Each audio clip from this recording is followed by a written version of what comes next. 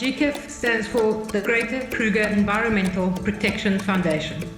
It's a mouthful, but that's exactly who we are and what we do.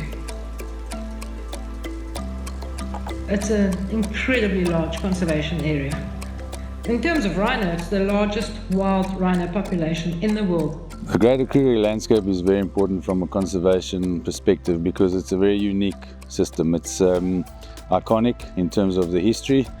Everybody in the world knows the Kruger Park, but the system is unique in that it's a collaboration between state, provincial and private land, and it's the only place in the world where such a big land mass is under conservation by different entities working as one unit. We provide support to management authorities in a range of projects and a range of interventions. We're talking about management authorities both from a government perspective, so sand parks at Kruger National Park, Ledette and MTPA for Limpopo and Mpumalanga respectively, and then obviously all the private reserves and community reserves or community land that is part of the Great Limpopo Transfrontier Conservation Area.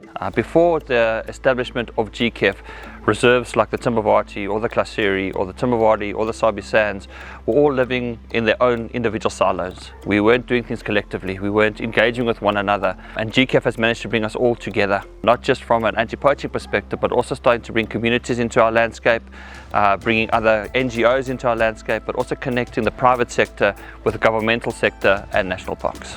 Many of the reserves within the Greater Kruger area are actually community-owned reserves. We have had considerable intervention into Manyeleti, which is on the western boundary of the Kruger, that had no fence. Over the years, we rebuilt the fence. We have established, in conjunction with the Community Policing Forum in the region, to maintain the fence from the community side. There is no conservation in Africa, in Southern Africa, in South Africa, without involvement of the communities and the buy-in of communities, especially the neighbouring communities.